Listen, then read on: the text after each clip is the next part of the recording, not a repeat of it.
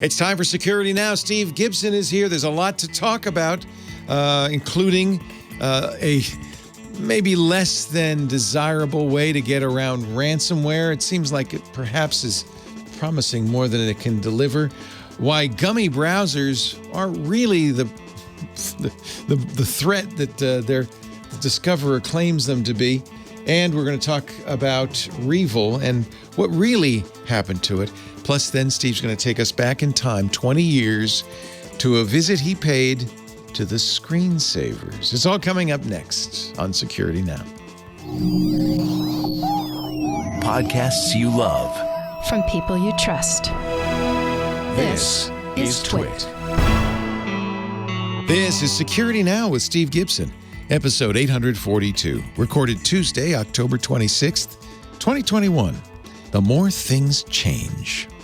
Security Now is brought to you by Bandwidth. Bandwidth understands the challenges enterprises face when migrating their communications to the cloud. That's why Bandwidth launched TWiT for Microsoft Teams, the only complete solution for direct routing and Microsoft-certified E911, available direct from a carrier, designed to simplify your migration to Teams direct routing. Request your proof of concept at bandwidth.com/twit. And by Melissa. The U.S. Postal Service processes more than 98,000 address changes daily. Is your customer contact data up to date? Try Melissa's APIs in the developer portal. It's easy to log on, sign up, and start playing in the API sandbox 24/7. Get started today with 1,000 records cleaned for free at melissa.com/twit. And by CrowdStrike. CrowdStrike harnesses the power of every click, every action, and every ally to grow stronger and stop cyber threats before they can stop you. Join the fight and experience the power of Falcon Platform for free today at crowdstrike.com/twit. It's time for Security Now, the show where we protect you, your loved ones, online, protect your privacy, discuss how the internet works, and maybe recommend a sci-fi book or two. That's the guy right here who does it all, Mr. Steve Gibson of GRC.com. Hi, Steve. Leo, great to be with you again. Don't put your thumb to your... Do the live long and prosper. That's much better, yeah. Yeah, Lori gets upset when I talk about our final resting place. She says, "Oh, don't talk about that," or anything.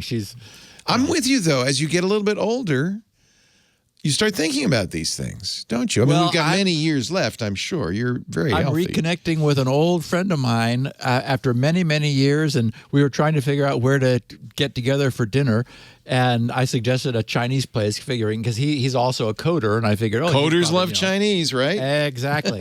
And what he wrote was, love Chinese, can't eat beef any longer, but pork, chicken, and whatever it was, it was fine. Yeah. And I thought, well, it'll be fun to catch up and compare our aches and pains. It's so funny, because when you're young, you kind of go, oh, those old people. But then suddenly you're one, and you understand a little bit. And one of the things I really appreciate is the degree to which, the human body just keeps on limping forward. Yeah. It's, stuff begins to fall off. It's like, oh, well, what was that? Well, it's like I left some gears back there. Hope that wasn't an important piece. Yeah. Well, and this is apropos, actually, of our topic. The title of the show today is The More Things Change, ... Of course, the first half of the famous phrase, the more they stay the same. This happened when one of my Twitter followers stumbled on a video which, given that it's exactly the same size that I originally created, and I've had links to them on the GRC site forever, it's made its way to YouTube. I didn't put it there, but someone calling themselves Tech TV put it there. Yeah. It's only about 5.5 minutes long. The first 3 are shocking. It's you and I on Monday, April 9th, 2001, talking about security. in the wake of something that has happened. And I played this for Laura yesterday, and I mean, she's peripherally aware of what's going on because she's been with me for about 4 years, and so she's heard a lot of this. She was like, "Oh my God! Oh my God!" I mean, and again, this is from 20 and a half years ago. We'll play it at the end of the show and talk about it because, again, the more things change, it's just amazing how little has changed. But that's at the end. We're first going to share some welcome news about Windows 11. Leo, it turns out you get your wish about what happened with REvil. Microsoft improves vulnerability report management. They also attempt to explain their policy regarding the expiration of security updates.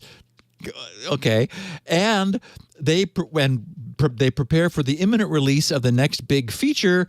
I've got big and feature, in air quotes, update to Windows 10. I know Paul and Mary Jo are kind of scratching their heads too. This is, 21H2. Zerodium has publicly solicited vulnerabilities in the top VPN providers, 3 of the top VPN providers, one of whom is a sponsor. 3 researchers disclose their new and devastating Gummy Browser attack, which I will then proceed to debunk. We have another massively popular JavaScript NPM package, which has been maliciously compromised in a supply chain attack and unfortunately then widely downloaded. We're going to close the loop by looking at a company called Nubeva, or Nubiva, I guess, and their claims of having solved the ransomware problem. Then we're going to touch on a new annoyance that has been annoying me. I just thought it'd be fun to see if it hits you too, which is spreading across websites, and also briefly touch on 4 sci-fi events: Dune, Foundation, Arrival, and Invasion. After a brief update on SpinRite, then we're going to play something that was recorded more than 20 years ago. And there isn't a listener who will not be thinking, "Oh my God." So I think another great podcast. Well, among other things, oh my God, those 2 look so young. Steve has hair. You look pretty much the same, my friend. I don't know about that. You're weathering pretty well. And I might be a little distracted throughout the show. If I don't respond immediately to you, just go, Leo, put the MacBook down. Because Lisa brought my new MacBook just over. Mute your mic so we're not hearing strange, erotic sounds of glee as you open the box. I promise. Meanwhile, before we get down to the picture of the week and all that fun stuff, let's talk a little bit about our sponsor, Bandwidth. Now, this is not the bandwidth with the lowercase b that's bringing you this show. This is the uppercase B, Bandwidth, which is the original cloud-first carrier. They started it all way back when, and they are still the best. If you're, by the way, looking at providing direct routing on Microsoft Teams, or other platforms, this is a really good choice. Bandwidth, I'm talking about Bandwidth Duet for Microsoft Teams. It gives you accurate 911 caller information for Teams users. It makes it easy to comply with very complicated E911 regulations during the migration. It's difficult moving to Teams in the first place, but you can simplify your move with Bandwidth's Duet for Microsoft Teams. And their software-driven SIP, their dynamic E911 capabilities, and their industry-leading expertise. And the thing with Bandwidth is you get not a provider, but you get a partner. A dedicated onboarding specialist will be with you the whole time, will really help execute your plan. The 24/7 knock they're famous for, the expert support teams that'll accelerate your migration and be with you every step of the way. And frankly, the beauty of Bandwidth, because they're cloud native, is they pay a lot of attention to things like redundancy and failover and reliability. And of course, that's very, very important for all of your telephony, but especially so, I think, for E911. You may not know there is a federal regulation called REvil Act that requires enterprises to provide what they call a dispatchable location to 911. Not just the street address. A residential street address is usually sufficient. But in a business, they need things like the building, the floor, the room number. And that's exactly what Bandwidth's Duet for Microsoft Teams does. See, the problem is, of course, employees with soft phones are moving around, right? They're moving them around, maybe going home, but also around among the campus and different buildings and remote offices, et cetera, et cetera, et cetera. So providing an accurate location to public safety is challenging, but it is required. It is required. Duet for Microsoft Teams leverages Bandwidth's advanced dynamic E911 for Teams solution to identify the location of a Teams-connected user, and I mean in great detail at the time of the emergency call. And then Bandwidth natively routes the 911 call across their secure, highly reliable nationwide network and provides the caller's current location with all the relevant information, which means, you've mitigated compliance concerns and, of course, let's not minimize it. More importantly, enhance employee safety. It'll also simplify your direct routing migration. If you're considering direct routing, Bandwidth's Duet for Microsoft Teams gives you greater control and value by helping you decouple your telephony from Teams. It saves 40% compared to Microsoft calling plans. And you get the real, I can't emphasize this more, the real tangible advantage of working with a cloud-native carrier. Like I said, failover control, call forwarding, real-time reroutes, and the thing is, it's still all on top of the Microsoft Teams platform. It's invisible to you and your user, but if you're the person setting this up, you're going to be really glad you went with Bandwidth. I'll give you another example. On a lot of these systems, you call 911 to see if it's working. Hey, can you see my location? That's not a great use of public safety resources. Bandwidth offers a 933 for testing, so you can easily verify that your location information meets compliance standards and not have to make a live 911 call. That's not a good idea. You're going to get a dedicated onboarding specialist. They've all sorts of features because they've gone through this a lot. They've thought about it a lot. For instance, you can group your users into logical cohorts like location or department, schedule and trigger reports for these individual groups, but also if you need to, you could seamlessly roll back. So it's a really great way to implement with a minimum of disruption, a minimum of fuss. And let me tell you about Bandwidth support. They're the best in the business. Bandwidth's white glove customer support touts a 9.8 customer satisfaction rating. You're going to meet less frustration. You're going to meet your regulatory expectations. You're just going to be happier all around. That's probably why so many companies use it. Zoom, Genesys, RingCentral, they all use Bandwidth. Google uses Bandwidth. When Grand Central started up, it was a Bandwidth customer. Google bought them. Google Voice still use Bandwidth, to my knowledge. More than just a team shop? No problem. Bandwidth can help simplify your telecom migration to the cloud with a bring-your-own-carrier solution for RingCentral too, in addition to Microsoft Teams.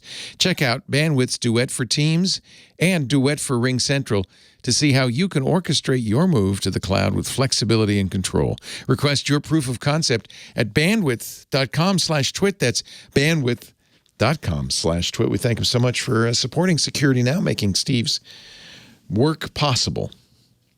And now the picture. This is a good picture, I think. Yeah. Yeah, it's a great picture. Yeah. I scanned through the video and found a representative moment in there where we were facing each other and talking. What does that say? Patchwork? Patchwork. That was what invited me onto the show.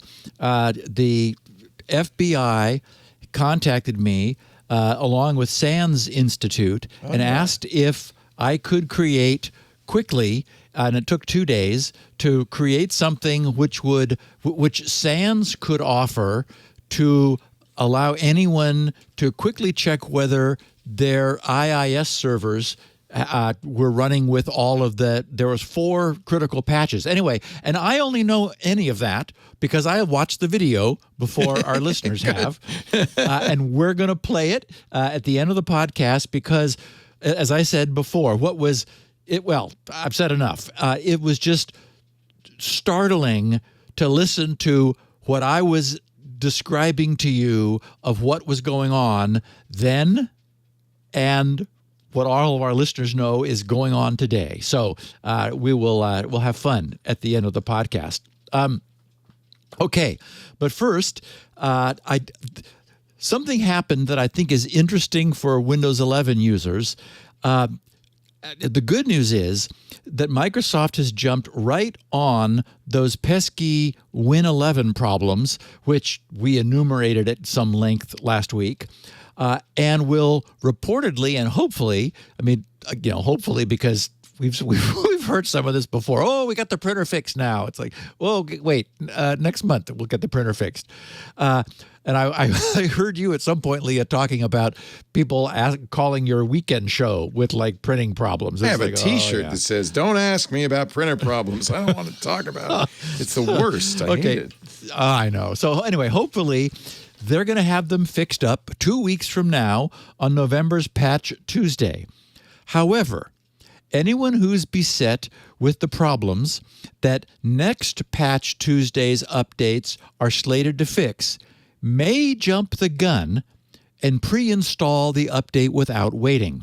It's packaged as KB500 6746. And Googling that magic incantation, KB500 6746, will take you right to it. I also have a link to it in the show notes. And looking at this link, when I was pasting in, I thought, I guess Microsoft has just given up on the idea of a short URL. I mean, okay, Microsoft.com/en-us, right? Okay. You could leave that out probably. The language. Yeah. Then /topic. Okay. You need that. Then now we need to have a date. So we got October 21, 2021. Yeah. Then we got that magic KB 56746 number, and it's for OS build. So we got that OS build 22,282, right?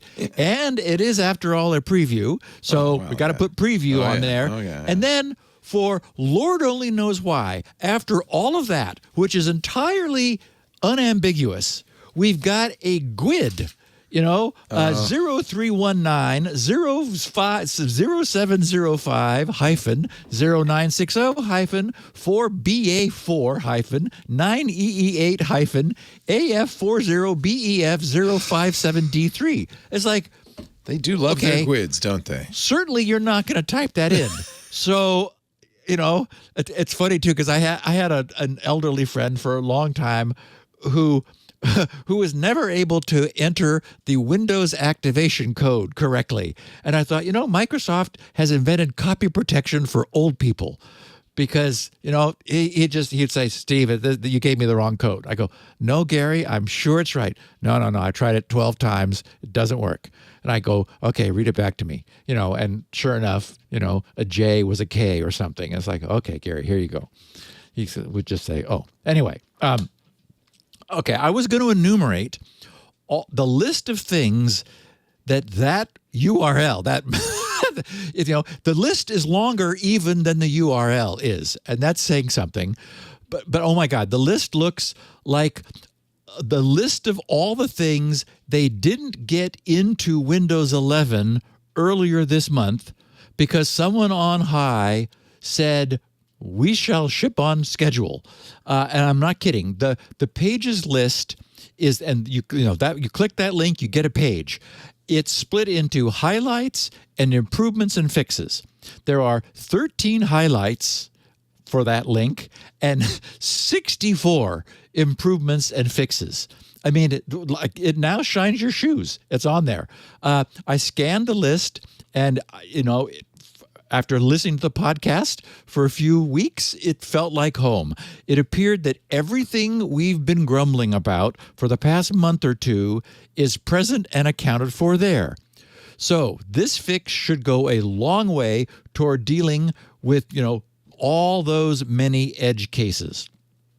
Okay, and specifically, it appears that Microsoft believes that printing is finally fixed. We'll wait and hear.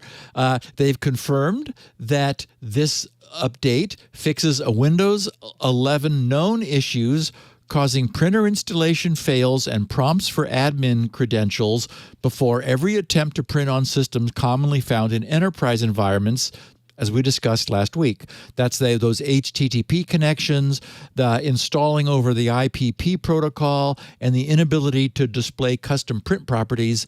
All that fixed. And you can have it now, everybody.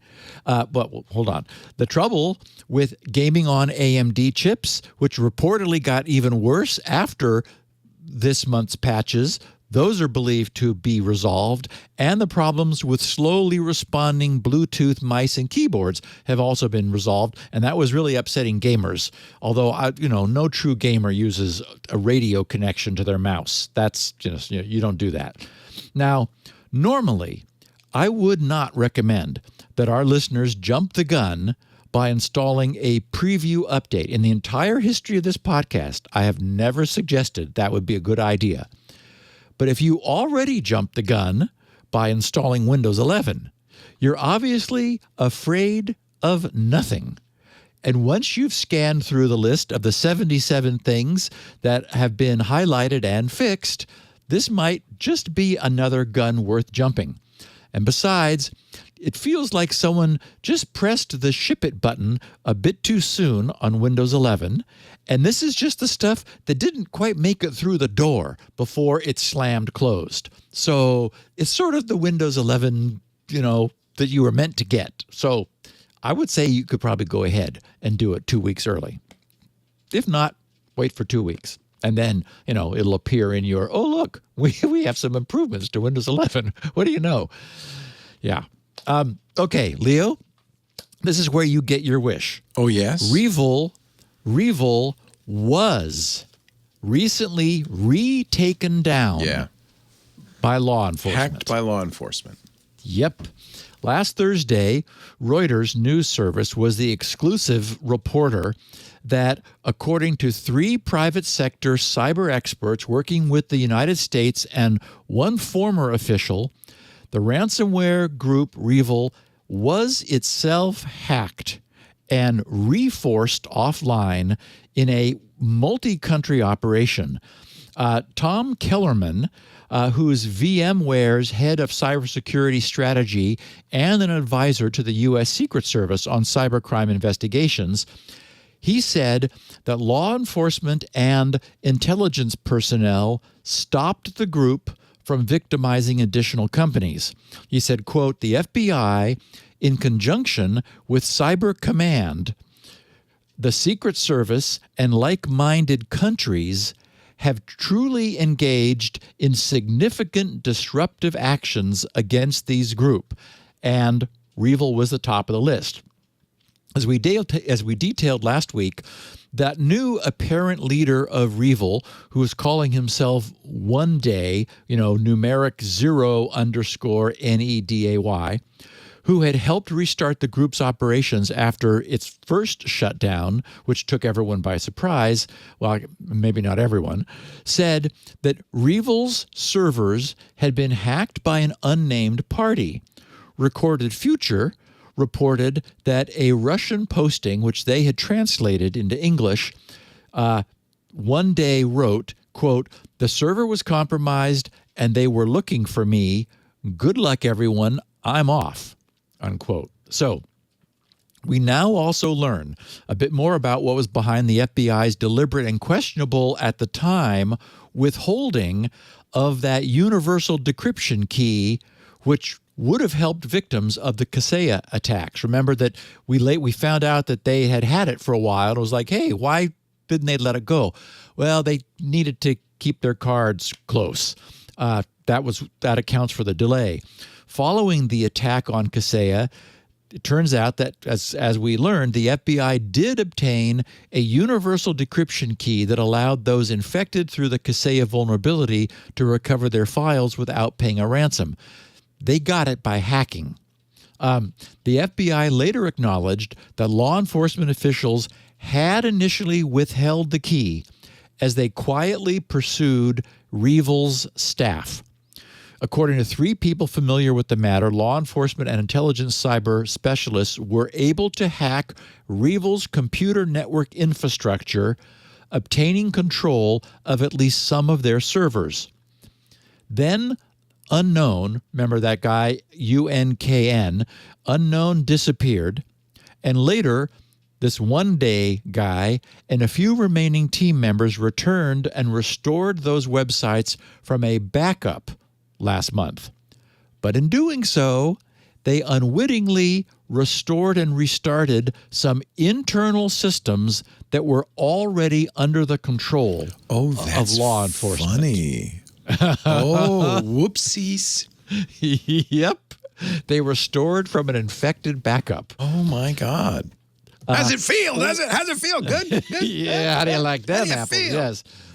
Oleg Skulkin, who's the deputy head of the forensics lab at the Russian-led security company Group IB, he said, quote, "The REvil ransomware gang restored the infrastructure from backups, assuming that they had not been compromised." It's going to be good. Don't worry. We got everything.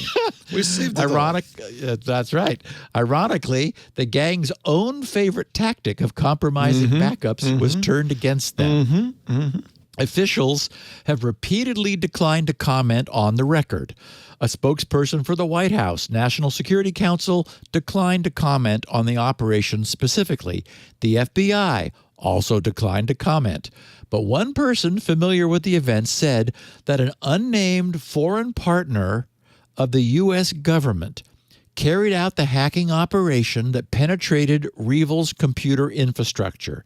And a former U.S. official who spoke on condition of anonymity said the operation was still active.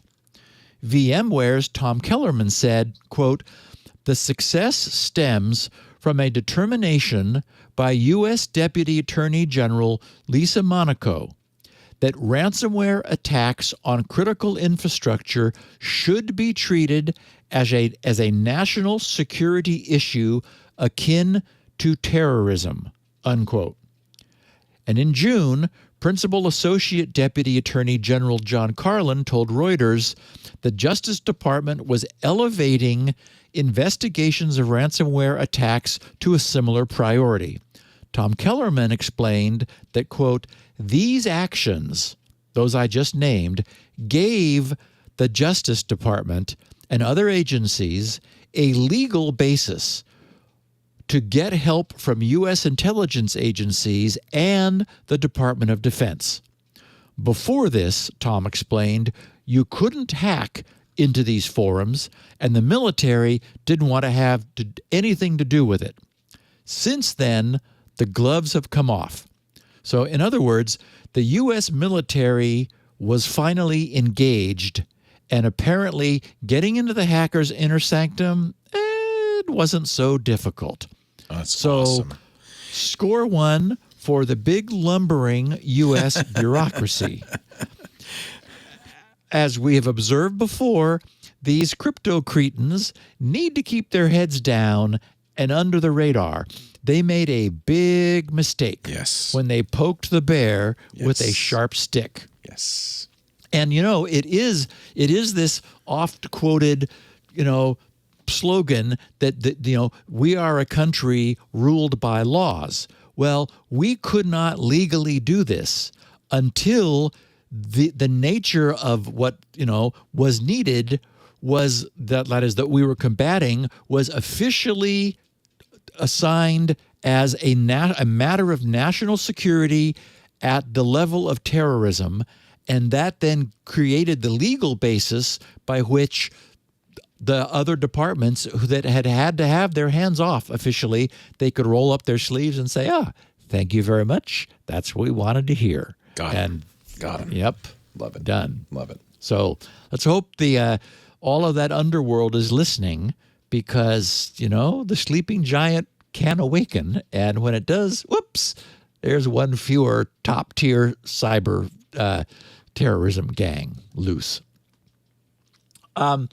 Okay, so Microsoft said, and this is good news, we're excited to announce the launch of Comms Hub.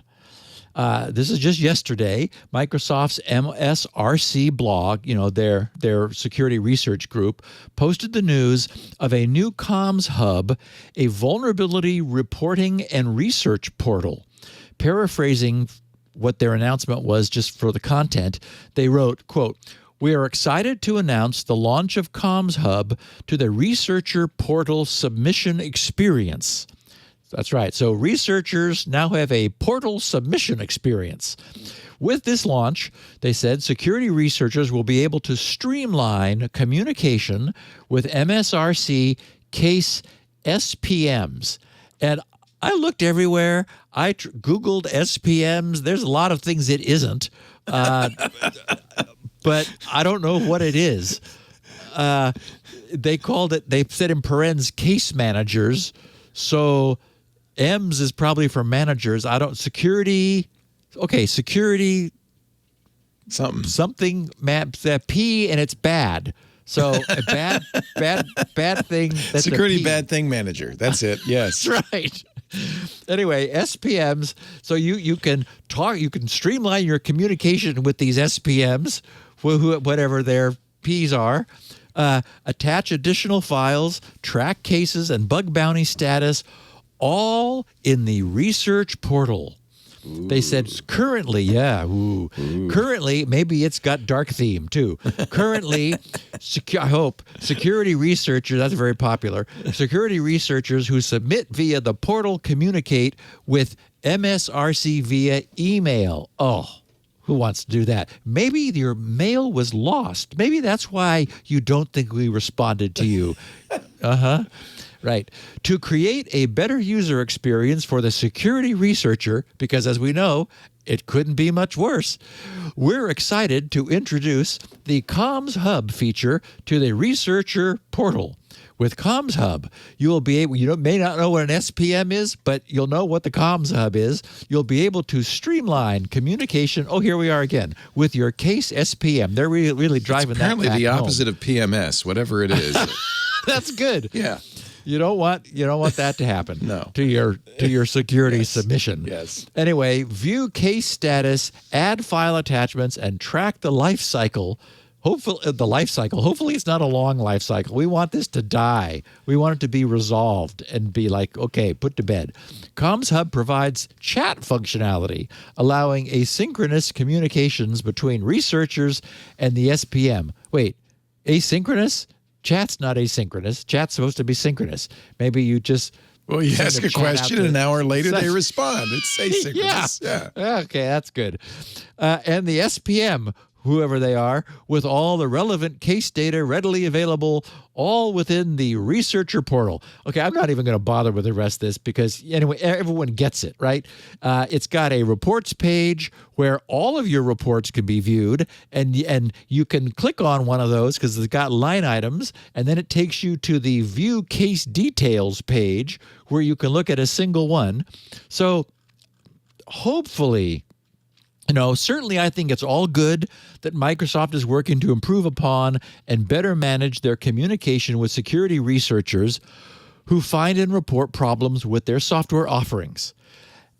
What I'm hoping, I hope we can assume that the Comms Hub is the public-facing surface of a much deeper and significant mechanism within Microsoft for organizing and being responsive to reports of serious defects. For Microsoft, the story of 2021 was, more than anything else, an indictment over their horrifyingly poor response to the known security shortfalls of their products, which enabled successful attacks upon many of their own customers. Perhaps there were some serious meetings last spring after the mishandling of, for example, the Exchange server flaws had become so apparent, with the result being that these new systems have now been put in place to prevent a repeat in the future. Let's hope. Microsoft also has attempted to explain their policy for expiring updates. I encountered an interesting post by Microsoft, somewhat shorter URL, but still 2 lines, regarding their policy surrounding the expiration of old updates.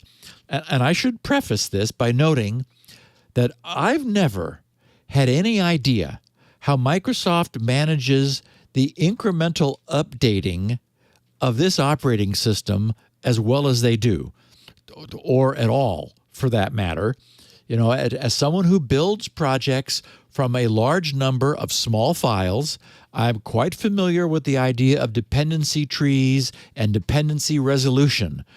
But Windows has become so mind-numbingly sprawling that I can't even imagine how they keep the dependency definitions straight, let alone deal with the binary results of all of that.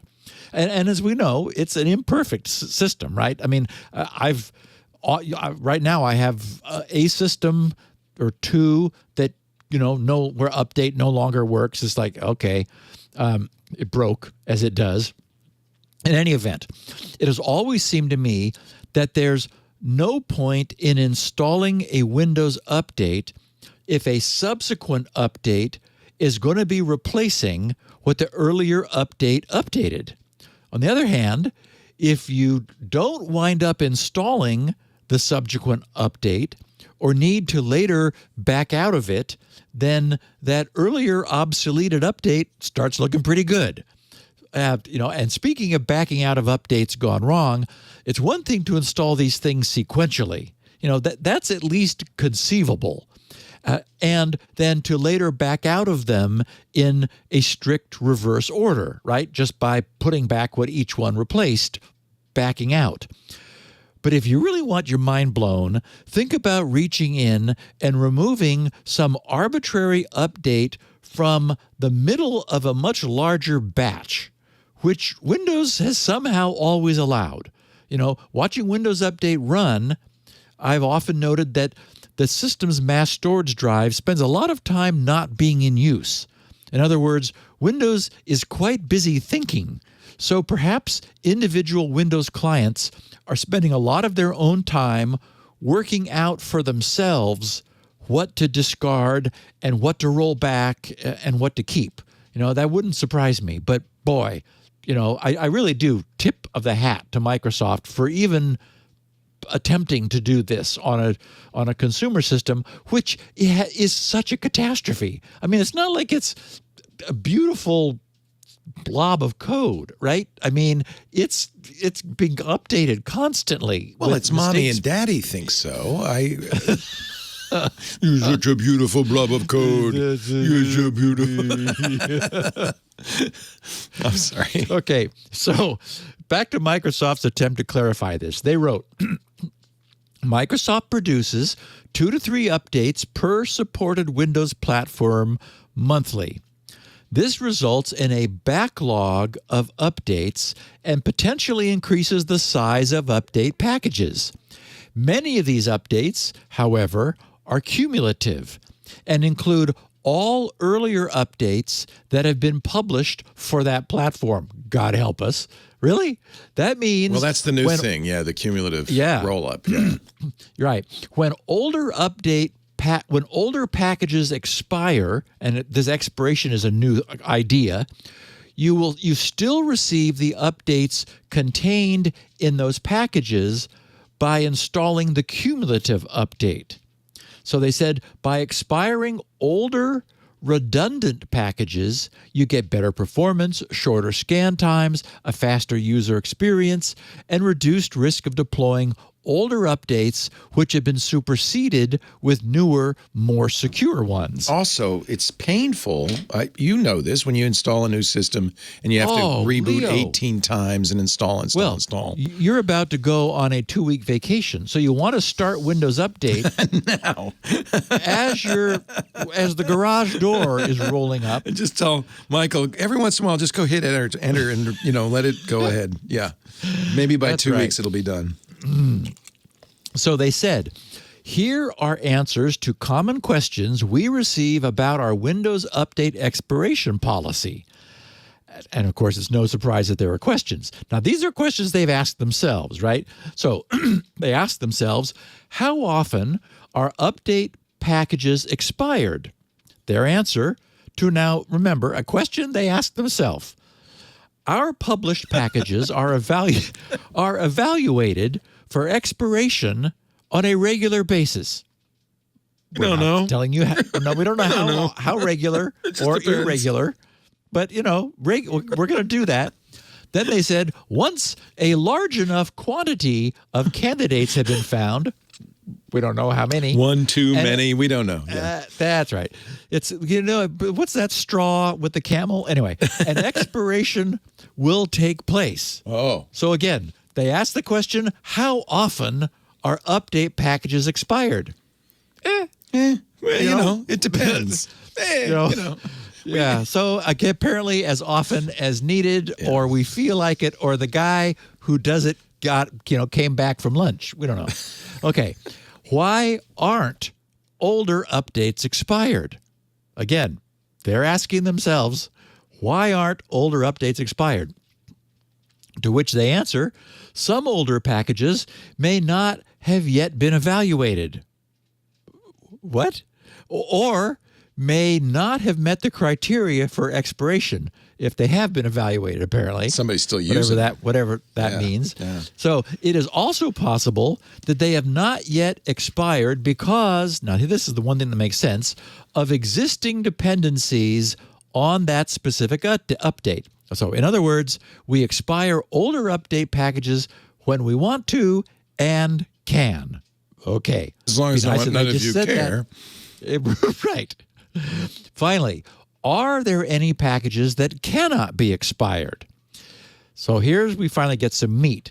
Security-only update packages for Windows 8.1, Windows Server 2012 SP2, Windows Server 2012, Windows 7 SP1, Windows Server 2008 R2, and Windows Server 2008 SP2 do not expire, as they are not cumulative and hold only 1 month worth of fixes. Thus, Leo, the experience, anyone who tries to install one of those things and update them, and I do occasionally. I've moved on, but boy, yeah, you are literally there is no concept of a cumulative update. You must go through step at a time, one by one, and install every single one. In other words, notice that all of that is up to Win 10. They're saying that until Windows 10, monthly security update packages were not cumulative. They only contained the changes for the current month. Thus, all previous updates always needed to be installed first, and you can't expire any of those if some crazy person, guilty, wants to update one of those Windows offerings. Yeah. I mean, there are still valid reasons to run those, right? Yeah. Because, like for developers who have to make sure their stuff runs on those older packages. So, yeah.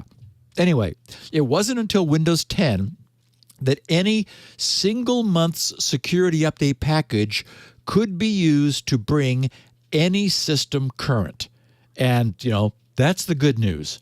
You could have in fact, I've seen this happen because Lori has a stack of 20 laptops that she uses for remote neurofeedback, which clients, do at their home. That Windows update must be a fun day for you at that place. Holy cow.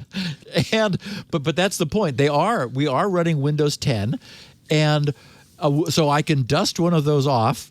And even if it hasn't been turned on for 6 months, right, it only installs the most recent month, and it is made current. Yeah, this is I think a huge improvement in how they do this. Yes. They needed to do this. Yes. And so then the last question, how can I find out if my update was expired? And it's not hard. If an update was expired, you will see the word expired appended to the title of the release note article associated with that specific update. I was going to say sniff it and see if it smells bad. I don't know.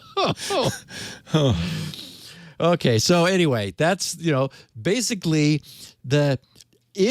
if something new has completely replaced something old, and it's for Windows 10, yes, then they're going to just say, okay, this is expired. You should not be installing something old and stinky.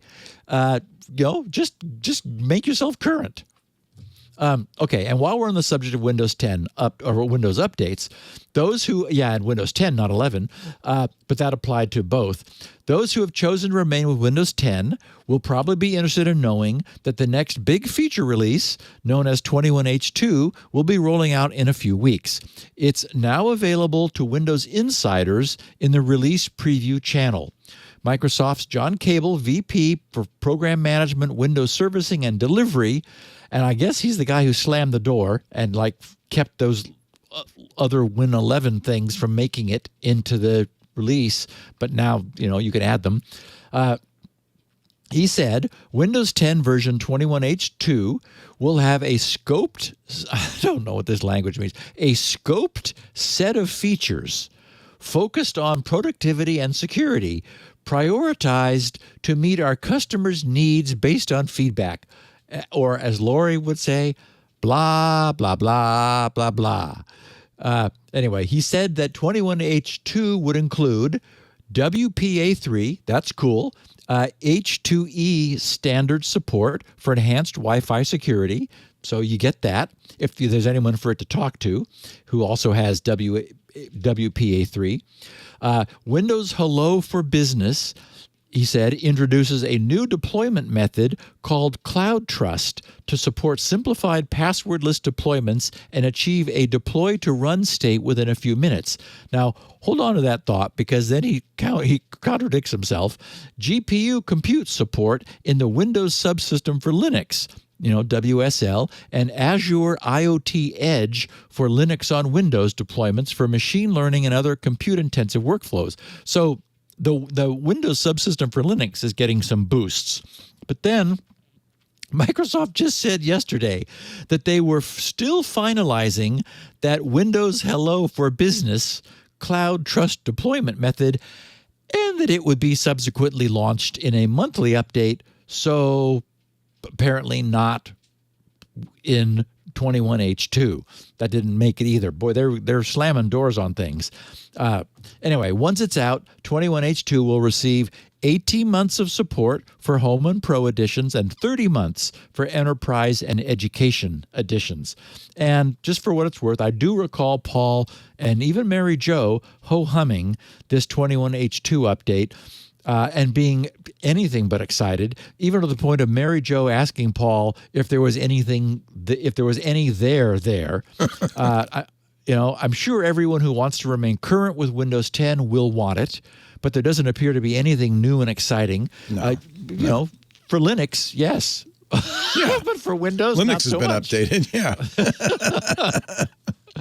Wow. Oh, and the corners are still quite pointy. So, that's no good. We've got to round those stuff. Yeah, well, that's where you jump the shark and you don't have your start menu on the left like an animal, do you? It did get fixed, by the way. Oh. Remember the start menu that didn't update for users who wanted it to. Now they're updating, so that's good. Thank you. And Leo, we're going to discuss, I heard you on MacBreak Weekly talking about, and this was freaky, I didn't realize there were 2 anniversaries on the same day. You were talking about on MacBreak Weekly the 20th anniversary of the iPod. That's right, yeah. Yesterday. Yeah, October 25th, There was a different anniversary, 20th anniversary, we'll talk to after you tell us who's paying for Things were hopping 20 years ago.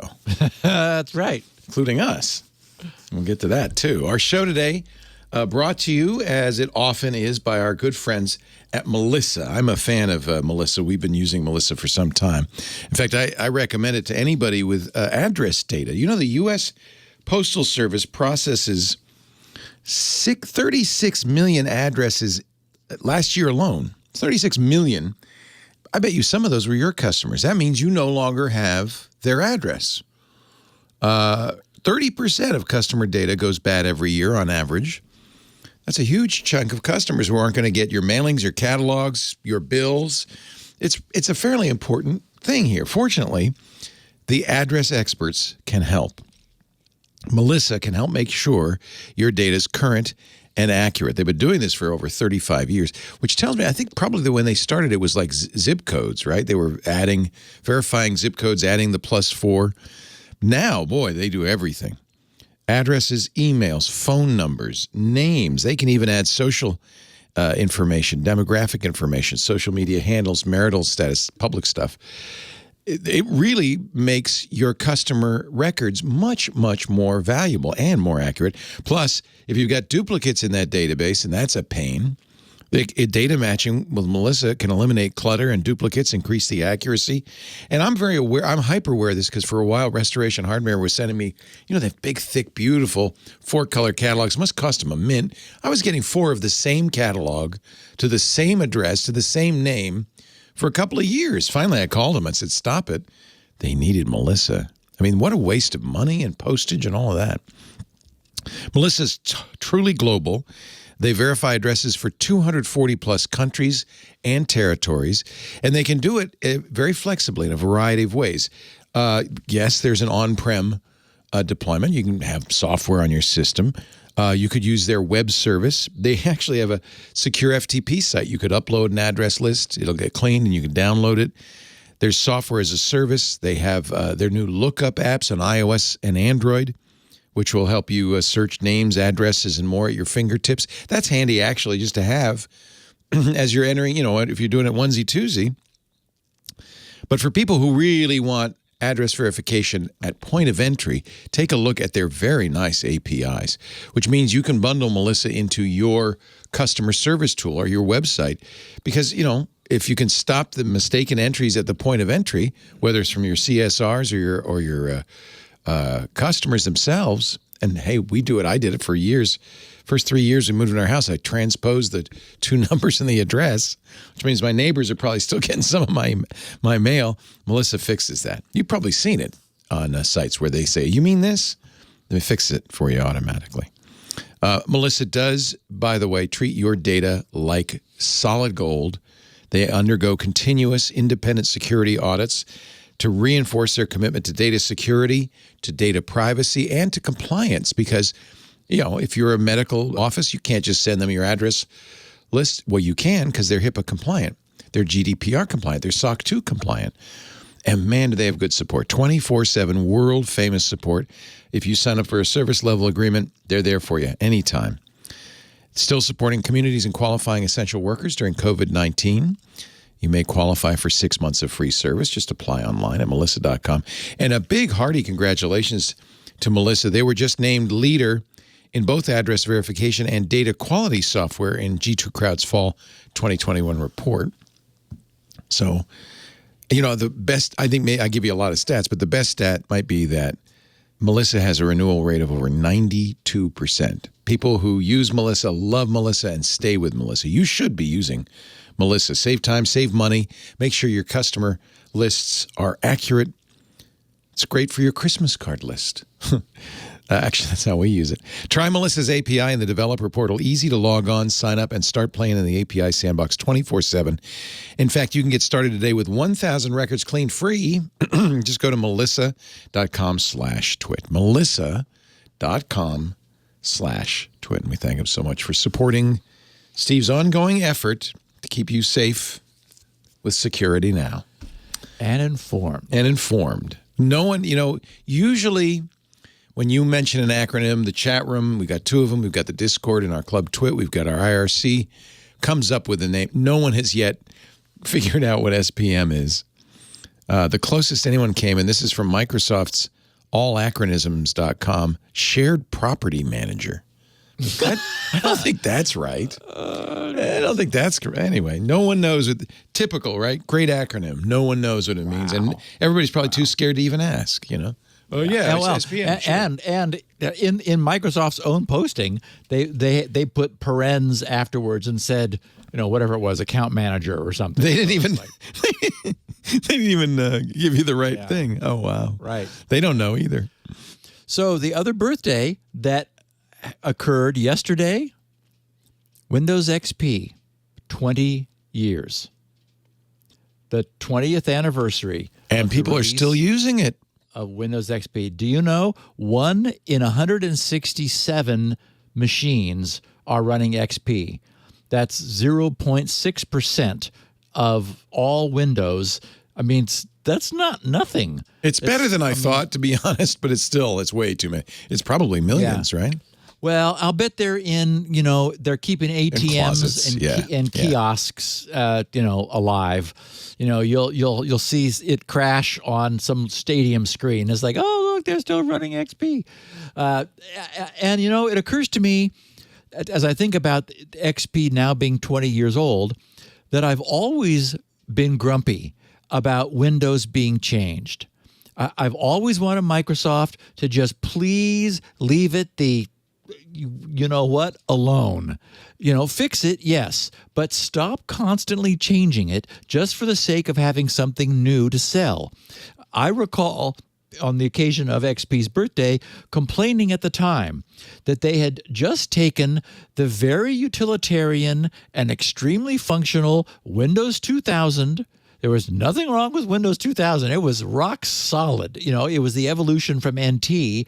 And they added, as I described it, a thick candy-colored sugar coating to Windows 2000's UI.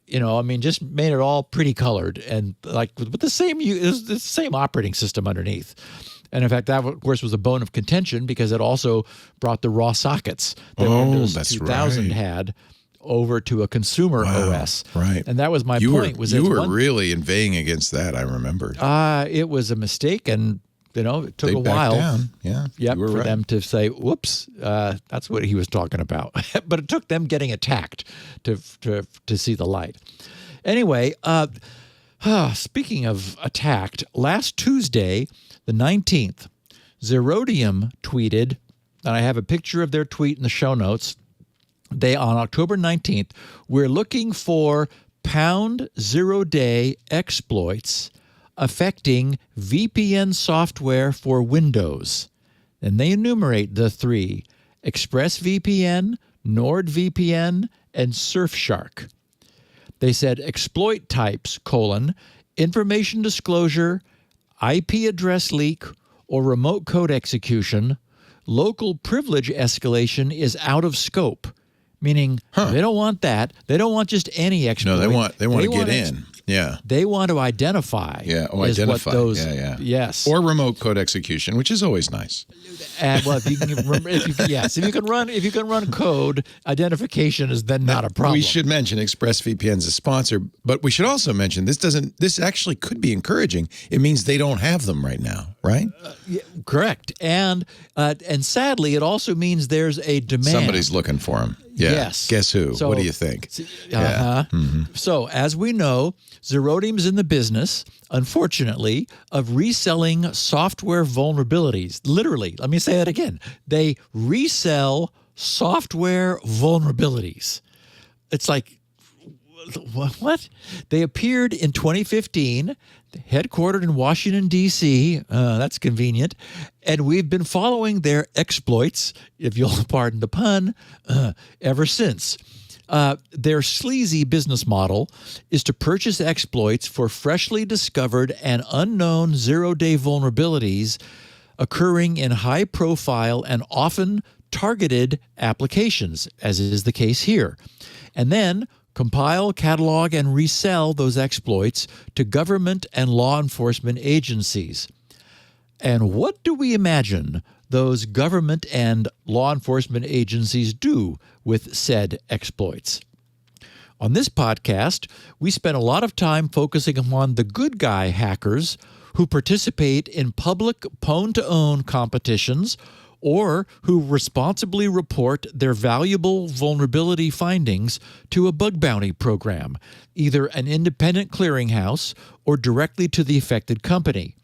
All of the major companies pay one way or the other now to learn of responsibly disclosed vulnerabilities in their own software.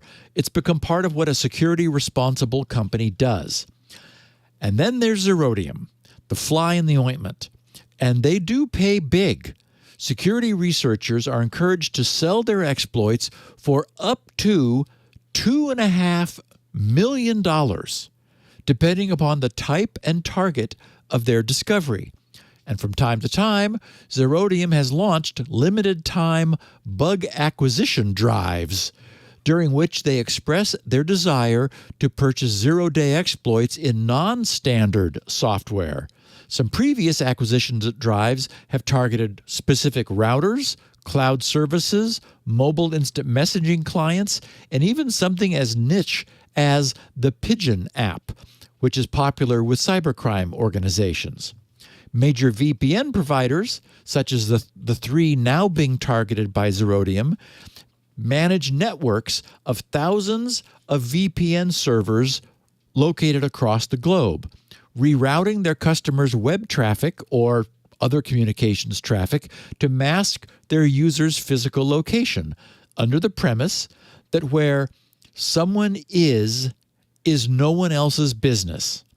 What's interesting is that these VPN services work with VPN clients residing on any OS platform, right? Windows, Mac OS, Linux, Unix, iOS, or Android.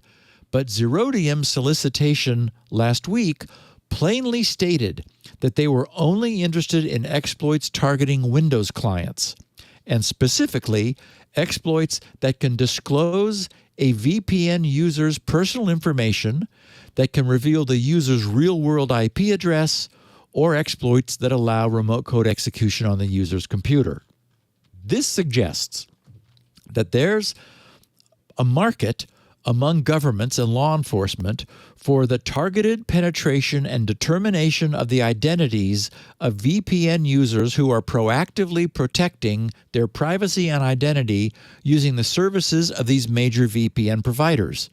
We know that not everyone who uses a VPN does so merely to geo-relocate themselves for the purpose of accessing locally embargoed media content, or to keep their nosy ISPs out of their business. There actually was a story that I looked at it, but it didn't quite make the cut, about how much more data ISPs are collecting on their own customers than is normally understood. Anyway, it's certainly the case that criminals also use VPN services to evade law enforcement. So, yeah, as always, it's a double-edged sword. But something still feels very slimy about having an agent of the government and other three-letter agencies, which is exactly what Zerodium actually is, actively soliciting for vulnerabilities in products designed to protect their users. You think Zerodium is not, they're not run by the U.S. government? You're not saying that. No. I think they work for a variety of, they work for whoever pays the most, right? Yes. So I'm sure they're selling their stuff. Well, that's how they can afford to pay $2.5 million for something juicy, is that essentially they're a subscription service, right? The various governments subscribe, and they're collecting taxes, and some of it goes to Zerodium. Three-letter agencies subscribe. So the idea is they're generating a cash flow from across the globe, or rich, well-moneyed organizations that have an application for unknown vulnerabilities. Usually governments. Software across the board. Yeah. Yes. Nation states are their agencies. Well, you have to be to have that much money to be able to subscribe and say, tell us about anything you find. We want it all. Well, we just saw that New York Times tech reporter was hacked. His iPhone was hacked over and over by Pegasus, which is the NSO group, which is an Israeli company, and probably at the behest of Saudi Arabia or one of the countries he's reporting on. Yep. And the good news is these are so expensive, you're not going to see these in day-to-day exploits against you and me. No, and that's the other thing too, is that they're only valuable until they're known. So certainly part of the agreement that Zerodium has with their buyers, obviously their seller cannot ever tell about the thing that they're selling, but their buyers have to exercise extreme care in using them. So yes, targeted attacks, because the moment, anyone finds a vulnerability like this, like Apple, they jump on these things immediately and work to shut them down the moment that they figure out how the NSO group has, managed to got Pegasus running in their iPhone again. Right. Okay, so this is fun. because this is not serious, despite the fact. Well, I mean, it is serious, but it shouldn't be. The article, the paper describing this devastating attack even has your beautiful, lines pointing and, numbered lines pointing in every direction. Visit the attacker. Number 2, acquire user's browser fingerprint. 3, user's browser information. 4, visit this. I mean, it's like goes, going around and around. Okay, so in preparing each week's podcast, I survey the news of the past week, selecting those items that I think are important and that our listeners should be informed of and or would enjoy. And I typically skip over dumb things that don't merit our time. But in this case, yes, exactly. I was caught off guard by the exaggerated descriptions of this new and reportedly devastating attack. One of that is in the headlines of the tech press. One of the things that heightened my expectations was that the story was widely picked up across the tech press. So it was with some anticipation, as I had acquired a whole bunch of tabs, that I clicked this tab to turn my attention to see what was going on. This might have been the title article, the title story of the podcast. Yes. The paper was authored by 3 researchers, 2 from Texas A&M University and the other from the University of Florida. And it's titled Gummy Browsers, Targeted Browser Spoofing Against State-of-the-Art Fingerprinting Techniques. Its abstract reads, and that's only the first half because I couldn't tolerate going any further. The abstract reads, we present a simple yet potentially devastating and hard-to-detect threat called Gummy Browsers. And I had to make sure this wasn't published on April 1st, but no.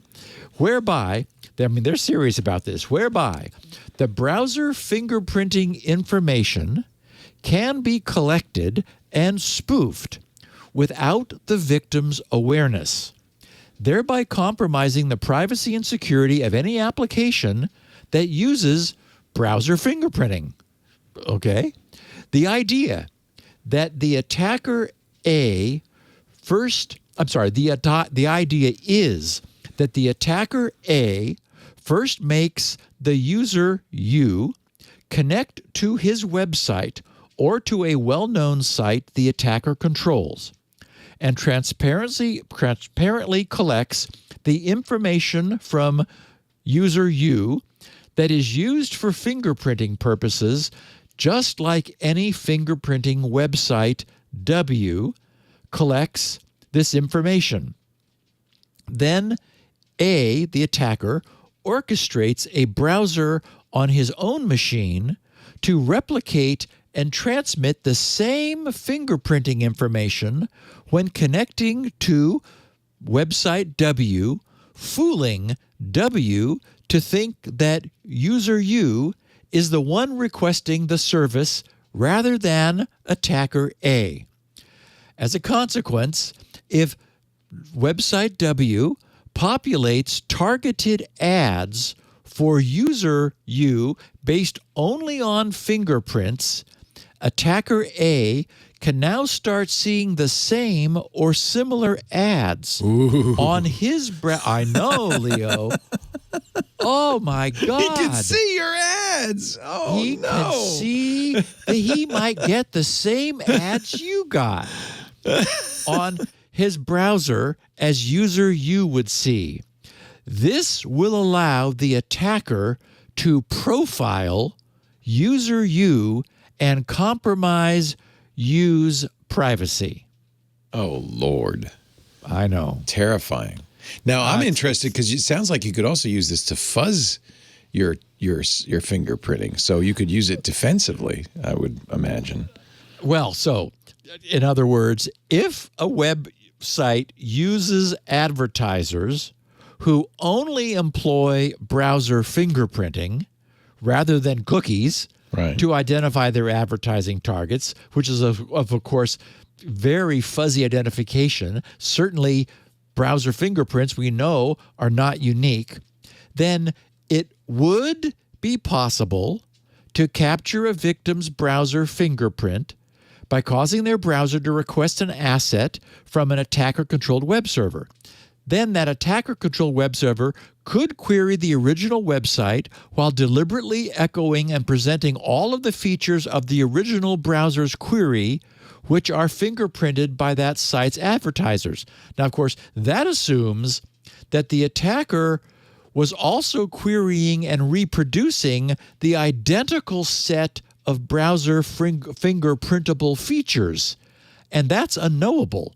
As we know, sometimes they do weird things like illumination level or battery level, right? Like which is captured via JavaScript. So the attacker doesn't know how the advertisers are fingerprinting in the first place. So all they can do is a best guess, which probably adds some additional fuzz.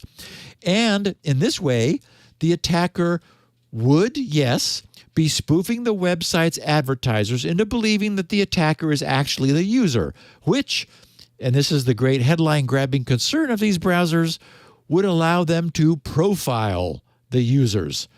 Oh, my. But anyway, you got it, Leo. Yeah. You know, I originally thought that listening to the audio in a remote room by bouncing a beam of light off a vibrating bag of potato chips was of questionable value. But this one might actually be even less useful. I can see your ads. In the words of the authors, yes, we present a simple yet potentially devastating and hard-to-detect threat called Gummy Browsers. Devastating? Not so much. Mm-hmm. But here's a baddie, and this is in all seriousness. This is the user agent parser NPM package was maliciously altered.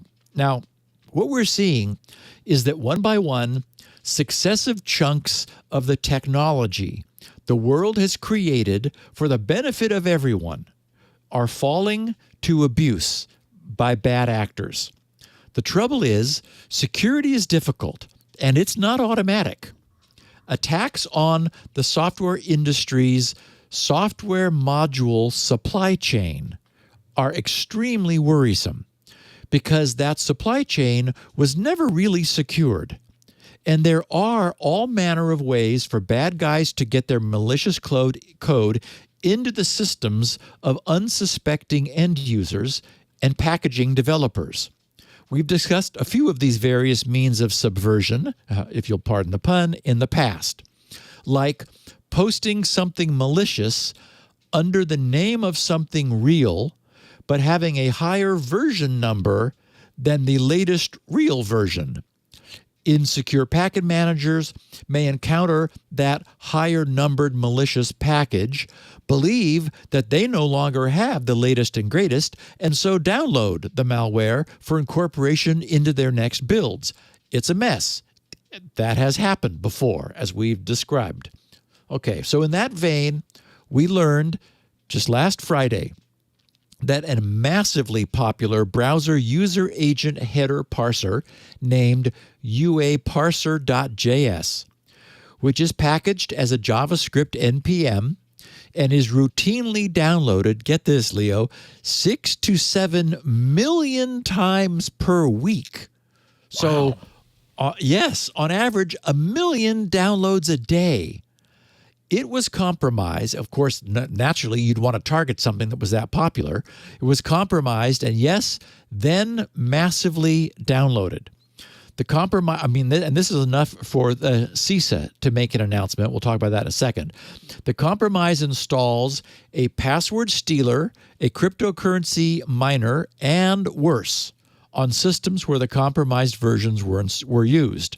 According to the official uaparser.js official site, the library is used by companies such as, we've heard of them, Facebook, Apple, Amazon, Microsoft, Slack, IBM, HPE, Dell, Oracle, Mozilla, Shopify, Reddit, and many of Silicon Valley's elites.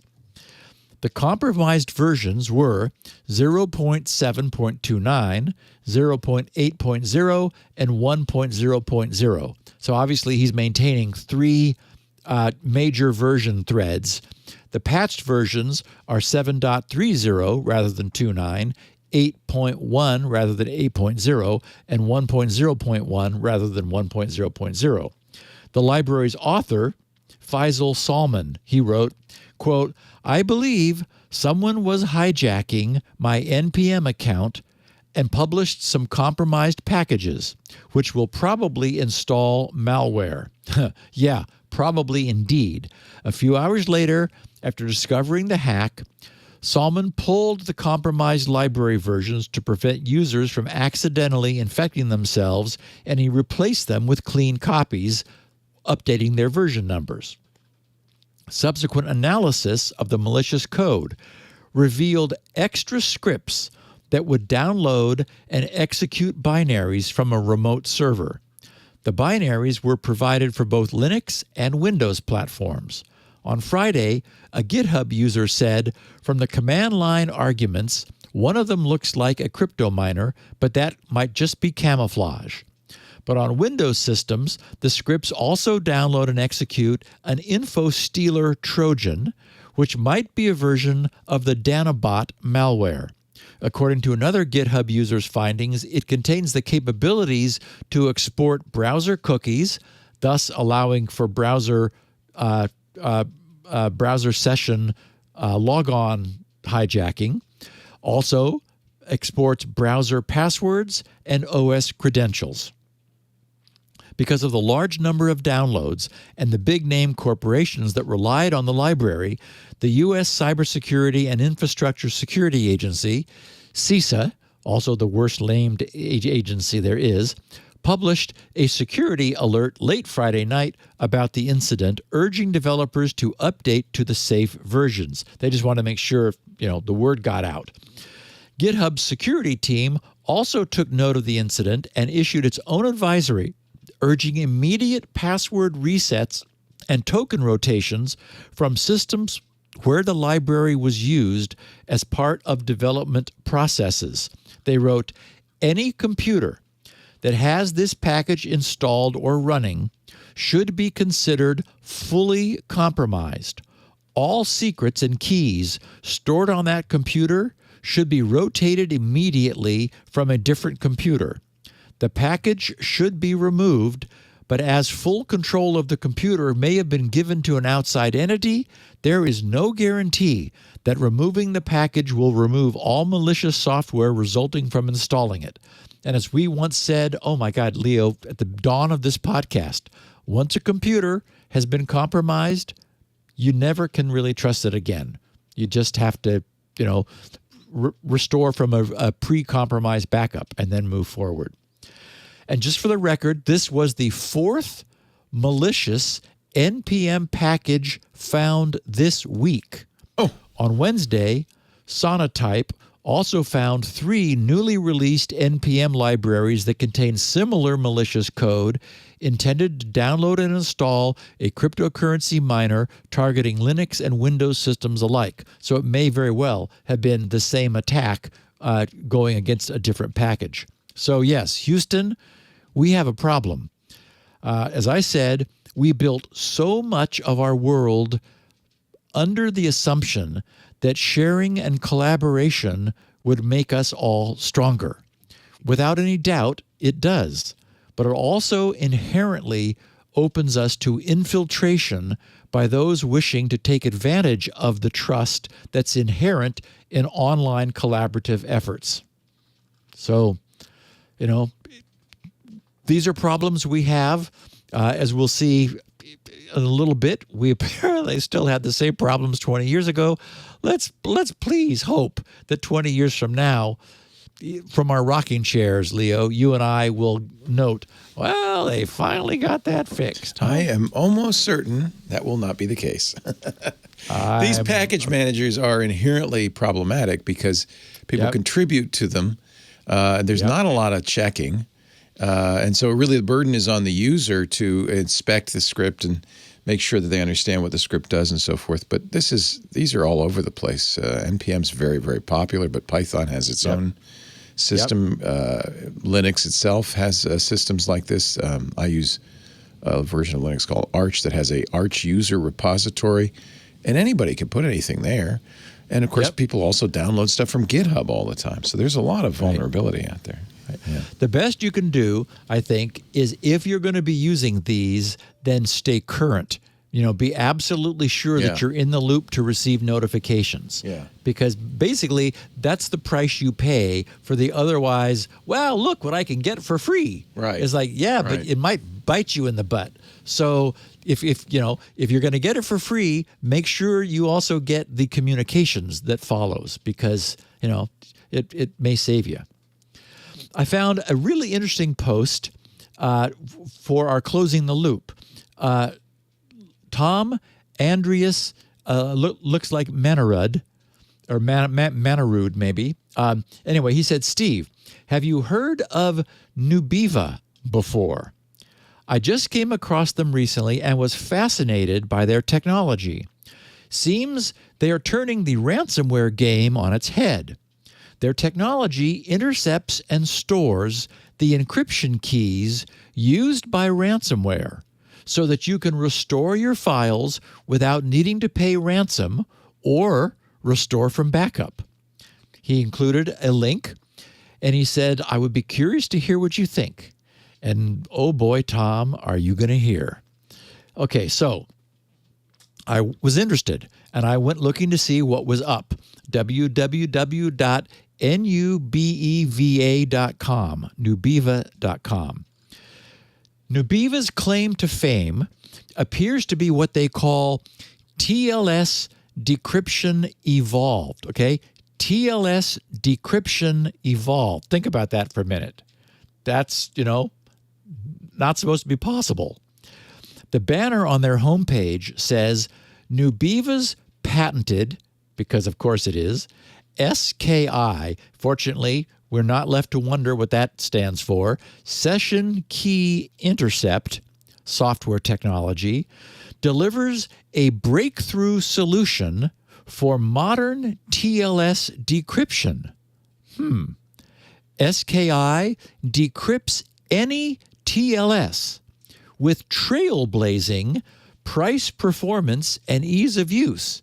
Because, if you're going to decrypt TLS, might as well do it in a trailblazing fashion and, make it affordable. Nubiva licenses SKI, that's the Session Key Intercept, to fill growing capability gaps in legacy decryption and simplify operations for inline and passive cybersecurity and application monitoring solutions. Okay, so this claim raises all manner of questions because the entire point of TLS is explicitly to prevent any third party from being able to obtain the communications session keys. Digging a bit deeper, under their homepage headline, we find "See into any session." And they explain, quote, to inspect TLS, each session's shared encryption keys are needed to decrypt. True. With SKI, Session Key Intercept, Nubiva delivers a reliable, secure, scalable, and non-disruptive means to learn and extract session secrets from clients or from servers or clients at the time of creation via the handshake, and transport for use on authorized decryption functions. After use, keys are destroyed, thus ensuring the highest levels of secrecy. Nubiva licenses software to get keys, securely handle keys, and use keys to decrypt. Okay. So now it becomes clear. They said, quote, a, quote, means to learn and extract session secrets from servers or clients at the time of creation via the handshake, unquote. So this patented Nubiva technology is not a man in the middle. It's a man deeply embedded into one of the endpoints. From that vantage point, it watches the TLS handshake and captures the symmetric encryption key once it's been determined. Under product details, they say, supporting a growing list of platforms and OS, including containers, Kubernetes, daemon set, Windows service, or native Linux daemon. Okay, so it's not a universal solution either. For example, under Windows, they've reverse engineered Windows crypto library, where TLS is always negotiated. That is, unless a pesky third party like Firefox brought along its own crypto library. But in any event, they've built, apparently, a set of hooks into Windows crypto library so that they can snapshot its working memory to identify and capture any negotiated keys on the fly. And they've done something similar for Linux and Kubernetes with, quote, a growing list of platforms, unquote. Okay, I suppose that's useful, though it's not entirely clear exactly how, since the interception, such as it is, occurs at an endpoint where you also inherently have the pre-encrypted and post-decrypted plaintext directly available. It seems like the hard way to skin that particular cat, and this has nothing to do with ransomware.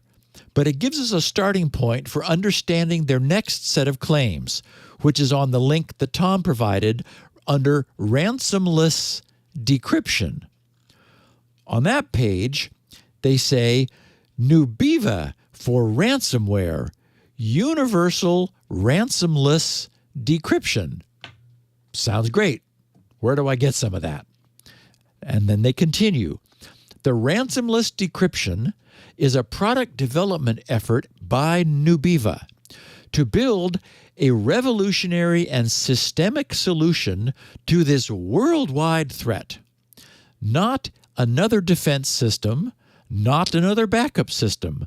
Nubiva enables the reversal of ransomware's encryption with ransomless decryption, and less is in all caps, and recovery. Our solution is an adaptation of our patented, that's right, got a patent on that, session key intercept technology, in which Nubiva has perfected the ability to reliably learn and extract the symmetric keys used in ransomware to encrypt files. Okay, wait. They've, quote, perfected the ability to reliably learn and extract the symmetric keys used in ransomware to encrypt files, unquote. Okay.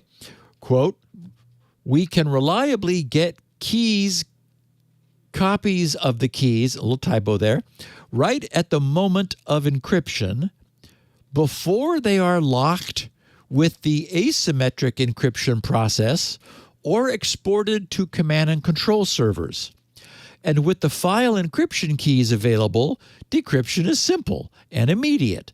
And we can do this not just for old and extinct ransomware variations like many tools on the internet. We can get keys for all modern and historic crypto ransomware, thus delivering a universal solution. Boy, if only that were true. Oh, it's not. Well, okay.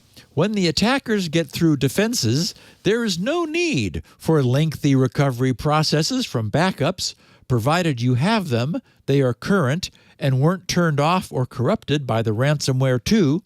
Instead, simply decrypt and restore without paying with Nubiva's ransomless decryption and recovery.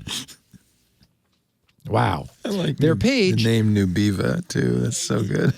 I know, Leo, and there's something I could say that was off color. I was so tempted, but I skipped it.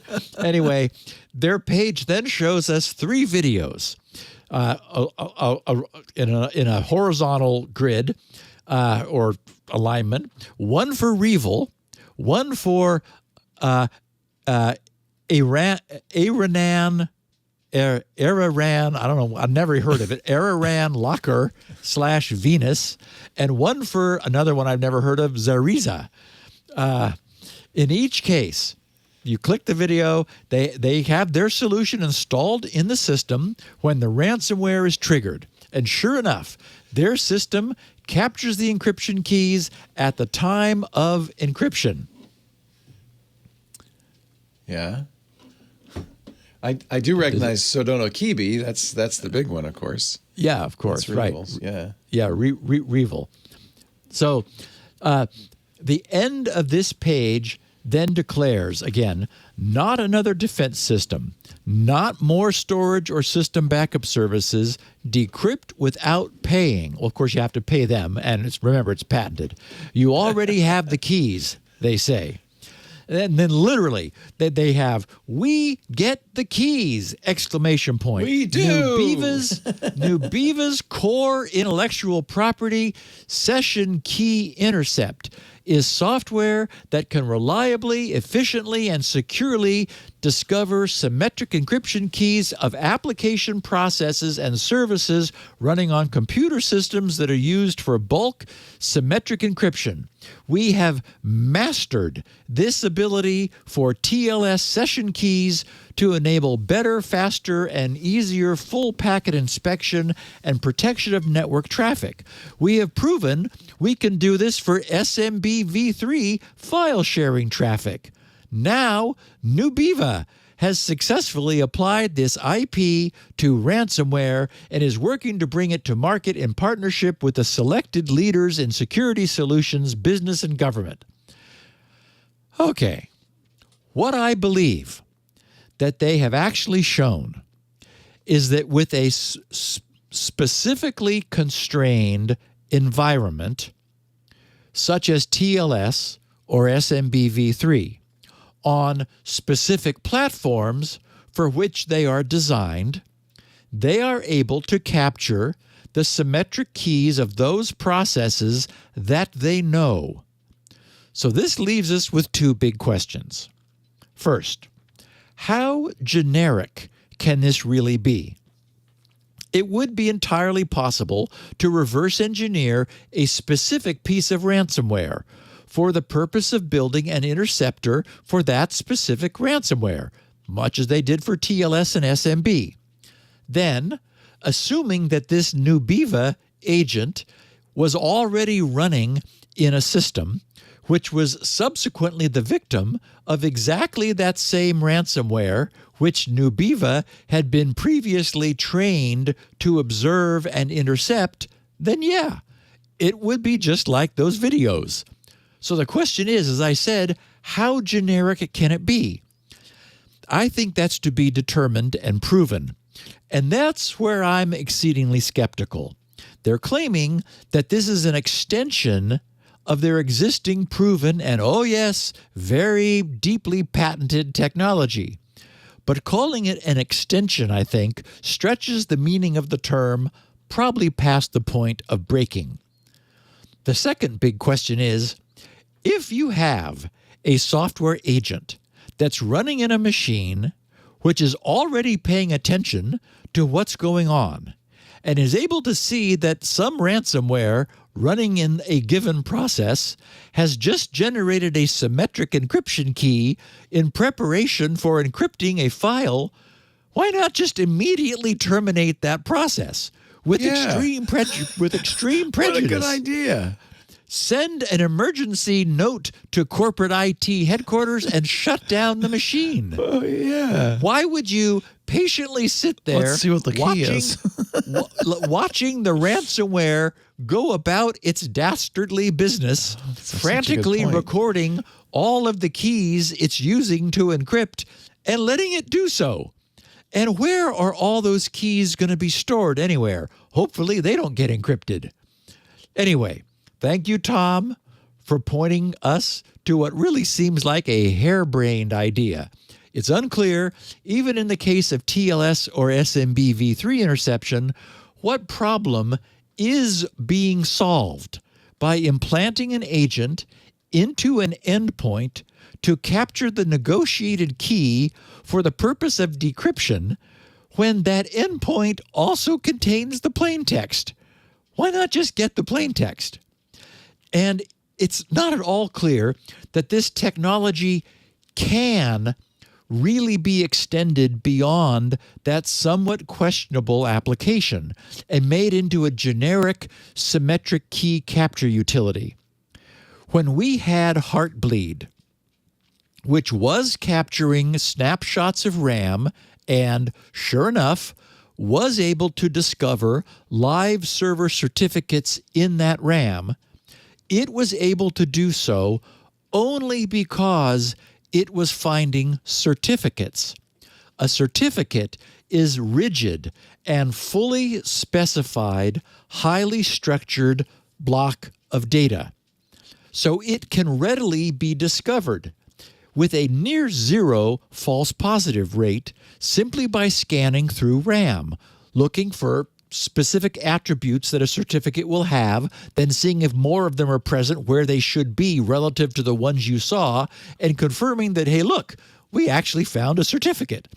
But a symmetric key has no structure.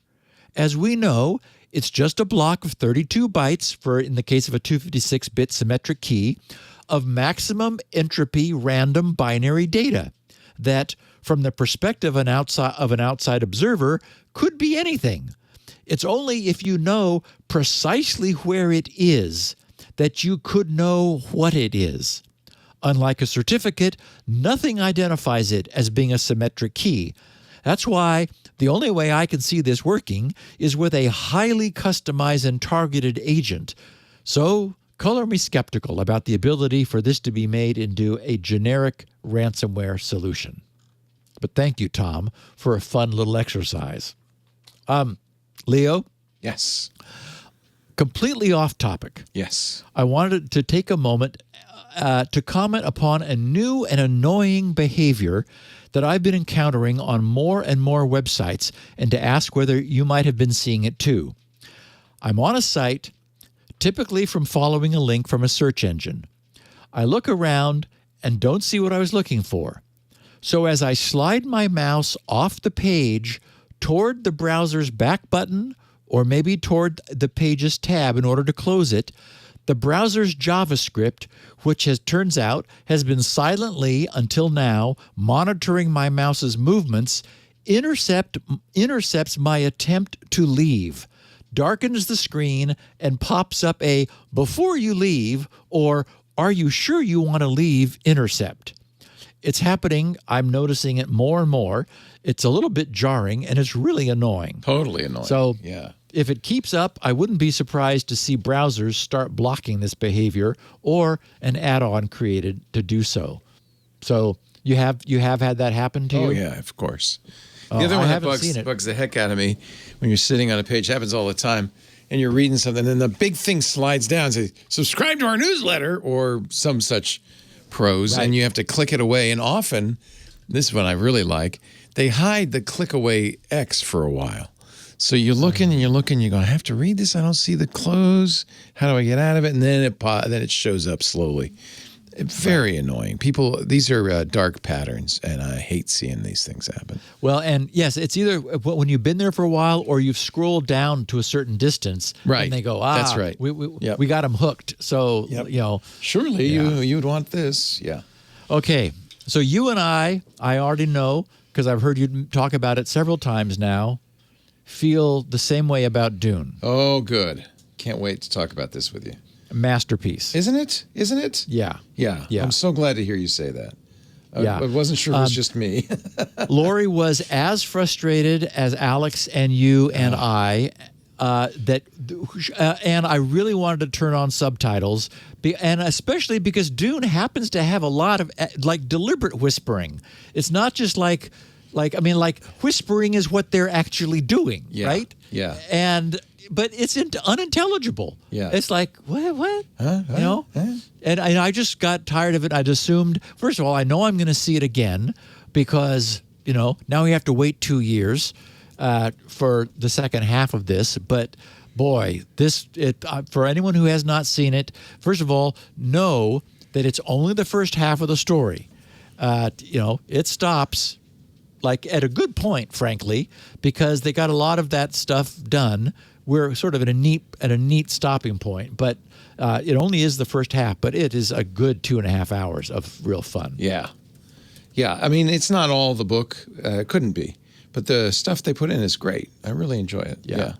I just think, and I loved, as a point of sci-fi, how arrogantly casual they are with the manipulation of gravity. It's I know. That's gravity. the one advanced technology they have, right? Is the suspensors. Yeah, okay. But it was that Good way in the point. book, too. And good point. Why is it in the year 10,191 that you choose swords? Come on. Really? We know they have advanced beam technology because, and this doesn't give anything away for me to say that a beam was used at some point, and it's a nasty-ass beam to, like, cut through a door. Yeah. So they got that. But Boy, that is a good beam, isn't it? I never thought about that. Boy, that's a good. They should just shot that right through Gurney Halleck, and it would have been a lot easier. Why aren't they shooting those at each other? No, we want swords. It's better for the movie. It's gonna,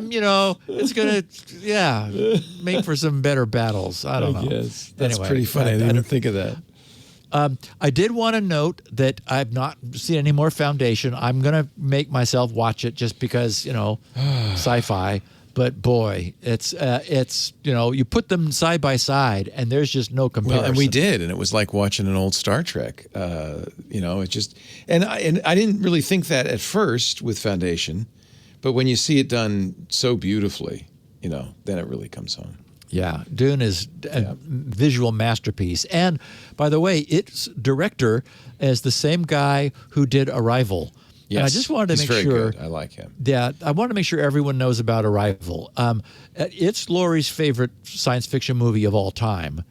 We watched it twice because it's just, it's got an amazing, really unbelievably cool concept. As like the best sci-fi does, it's there for a reason. There's a concept which, you got to really think about it, actually. It's not all just given to you on a plate. But when you get it, it's like, oh, that is the coolest thing. Yeah, so, I really liked REvil, yeah. And we are 3 episodes into Invasion. You've not seen it, Leo. No. You were thinking maybe of downloading it and taking it with you. And I would say only if you need to sleep or you want your trip to seem a lot longer. This also doesn't give disappointing. anything. The trailer was good. It looked like it might be a great. I love that popular subject in sci-fi of aliens arriving. Yeah. And I was thinking, okay, Foundation, no. Invasion, maybe, hopefully. No. And what they're trying to do is tell the story from multiple threads of different plot lines of people who are affected by this. Right. But they're going way too far. I mean, I don't care if her shoes no longer fit because she's growing too quickly. It's like, get on with it already. And wow, they're not afraid to kill off people. That's good. So that like threads get ended. But some of them are like, I'm really sorry that your lover died, but gee, we don't really care about you now, do we? It's wow. It's not worth a subscription. Maybe it's gonna, like, when is it gonna pick up? I don't know. It's painful. I mean, really, episode 3 was more of episode 2. Like, it's anyway, I've said enough.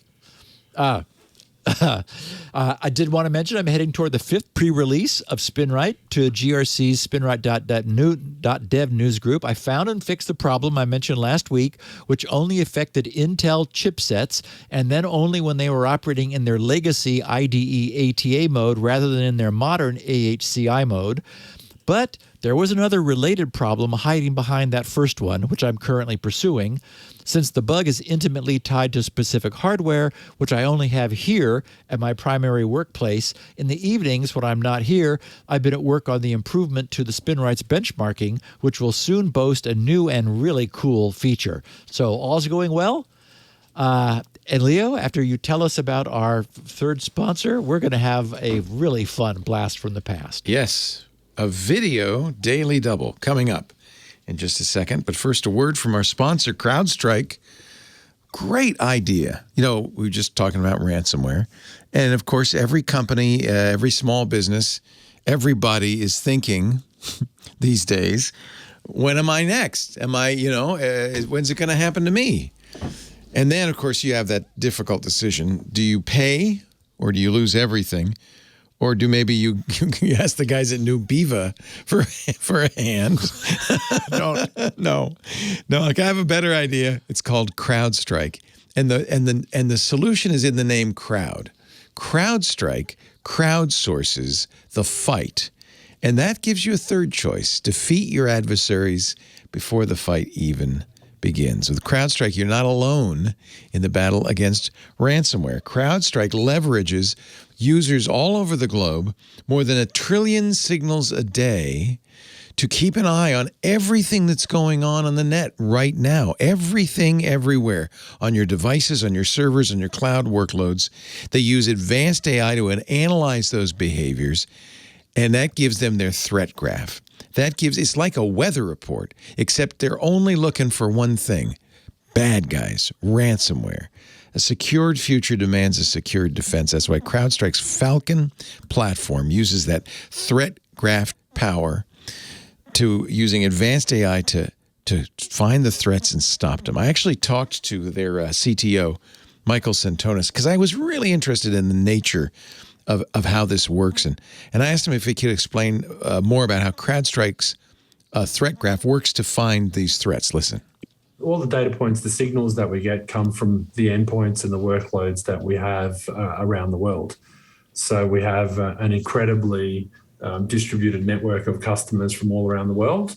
And Threat Graph enables our platform to correlate those approximately 7 trillion endpoint-related events per week in real time. 1 trillion a day, 7 trillion a week. That's mind-boggling. But that's what you need to do to keep your eye, because ransomware threats change, they evolve, they move around. You can't just make build a wall against one kind of threat. You got to keep your eye on everything going on.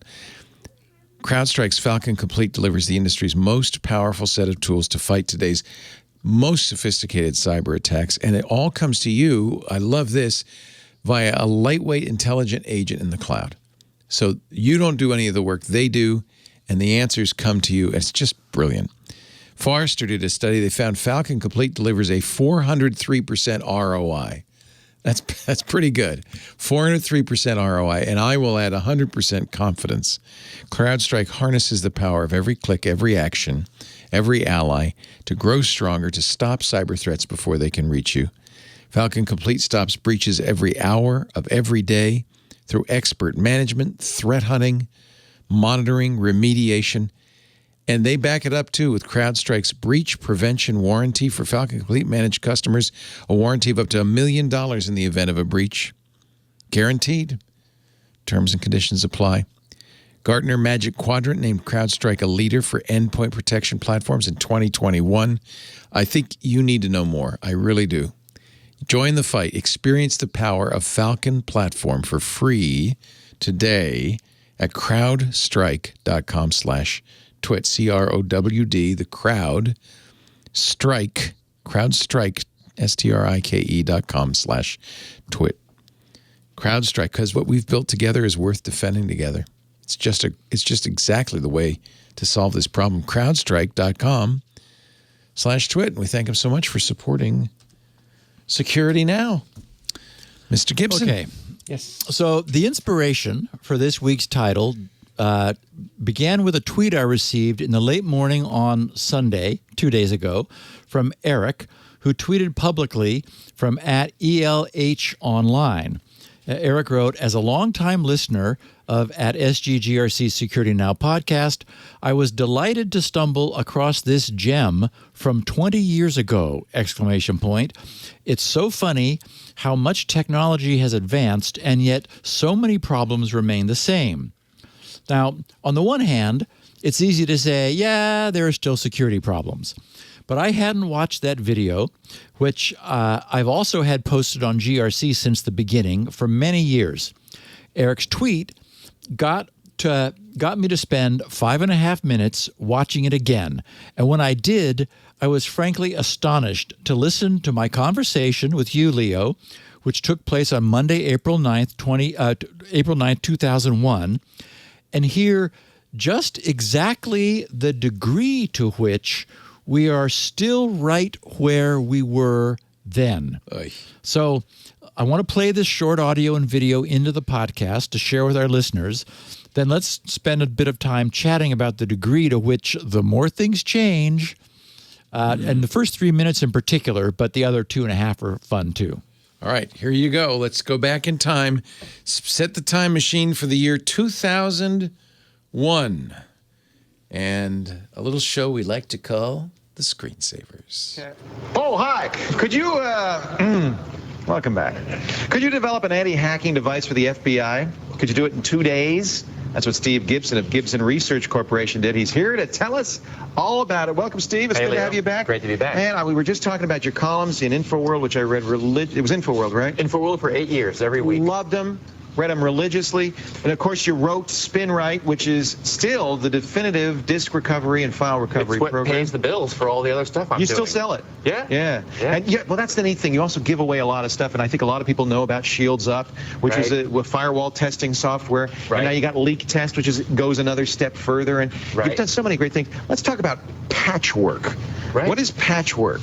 Patchwork is a tool designed to quickly tell an NT or Windows 2000 e-commerce site user whether they've applied all the patches they need to in order to keep their system safe against these Russian hackers. About a month ago, I guess, the FBI released the news that 40 domestic e-commerce sites had been hacked who are using Windows NT or 2000, that credit card information was stolen by these guys operating out of Eastern Europe, in the Ukraine, I guess. And then after getting the data, they extorted the companies, offering them their internet security services, saying, well, if you use our services, then these credit cards aren't going to escape. It's a classic protection racket. Well, exactly. It was pure extortion. So now, how did you get involved in this?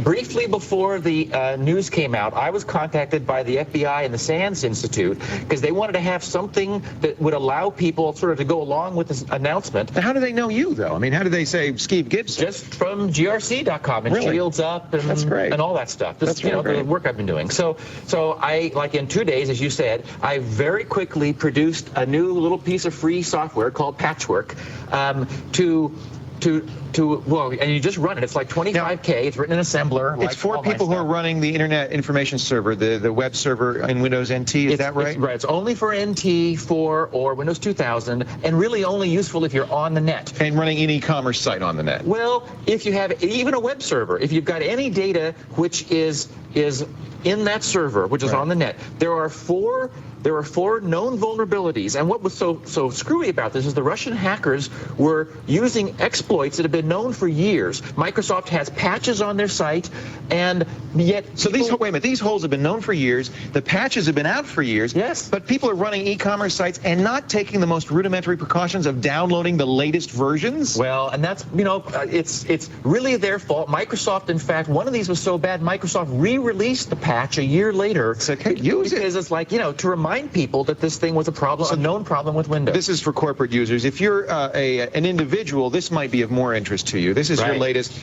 This kind of is the next generation of Shields Up. I kind of liken it to. The way I think of it is, Shields Up tests your security from the outside in to make sure nobody outside can get in. Right. Leak Test checks your security from the inside out to make sure that your firewall is actually protecting you from internal extrusion of your data. to make sure that it's not leaking out. So Shields Up says, I can't see anything about your system coming from the outside. Right. Leak Test is making sure that if a Trojan horse or something were sitting on your system, it couldn't actually, I'm going to run this program right now, it couldn't actually, it's not signatured, but I trust you, Steve. Should I? Well, yeah, I think you can. And in fact, I specifically signed Patchwork because I knew it was going to be downloaded from another site, not from mine. So I wanted to sign it to make sure people knew it hadn't been. We better fix our firewall. Actually, we're not running a firewall, and that's why I'm getting that error message. Exactly. It's just that simple to test. And one of the things that's great about this is, based on this test, a number of firewall companies have changed their capabilities to respond to your issues. The reason I released it is that every single firewall except one had the problem that this thing was checking for. Wow. Zone Alarm was the only one that was not leaking. Norton's, McAfee's, Cygate. How many of them are fixed now? All of them. No, let's keep up the good work. Well, I have version 2 on the way. So, and one last thing we're going to see. We're running out of time. NetFilter, real quickly. What does this do? NetFilter is my next generation solution, both for internal and external information theft and spying. This is going to run at the network level and watch for all sorts of nefarious privacy invasions. Exactly. It's like it doesn't replace a firewall. It's compatible with them. When will this be out? How soon will this be out? Lord only knows. Well, if we send you home soon, can you get to work? A couple months, probably. Really? Okay. You do all your stuff, and I have to say this is really great. In assembler, it's tiny, 40, 50K, even SpinRite, which is a massive program, 40 or 50K. It's a tiny. It used to be a COM. It was less than 64K COM program in the DOS days. Now it's a little bit bigger. When are you going to go move to C and join us in the real world? Well, I got some more things I have to do first. All right. Steve Gibson, you're the greatest. Thank you for the good work you've done. When NetFilter comes out, we'll tell the world to get it. Meanwhile, go to grc.com, use Shields Up and Leak Test, make sure you're safe online, and I'm sure the FBI gave you, did they give you a medal, anything? No, I just did it because it was important. I just thanked you. That's great. Steve, we appreciate it. Good work, as always. Always good to meet you. That's nice. That's nice. A few years ago. I think it's, by the way, a little sped up. I just want to say, I don't think you and I talked that fast or that high. So I think it's a little sped up. But other than That's interesting because Lori commented that my voice had changed. Yeah, it has. And I was thinking, really? It's a couple of frames faster than normal. For some reason, a lot of, maybe it's VHS tapes or something, but a lot of the stuff on YouTube of the screensavers sounds like that. Anyway, like Russians penetrating through windows, extorting companies, extracting their information and holding their data at ransom. Patches issued years before that have still not been applied, which, if they were applied, there wouldn't be a problem. I mean, it was just like, wow, 20 years ago, there we were, with hair. You still have yours, but anyway, monitors have also, both monitors and I have gotten thinner. But other than that, you look great. It's funny how things have changed, and yet they stay the same. Yeah. Is Leak Test? Out of that. You can still download it. Oh yeah, but it's of I don't even know, it's historic interest. I don't even know if it's still, if I have an endpoint that receives the data from it. Okay. Not sure. Yeah. And Patchwork was a little quickie that the SANS Institute was distributing. They asked me to do it and if they could distribute it. And I said, yeah, sure. Nice. And then NetFilter never happened because the more I thought about it, it was the encryption that was the problem, TLS. I wouldn't be able to, I was going to do packet level inspection, but it would have been a real pain to get in there and deal with encryption, which was just beginning to happen. And when I was talking about NT in 2000, that was in April, and as we just noted, that year, in yesterday, September 25th, was when XP was released. So XP didn't exist at that point. Wow. It was just NT in 2000. And on the consumer side, Windows 98. You're still in 98 land. Yeah. I guess Millennium, right? I think that was the last. I forgot about Millennium. Yeah. Wow.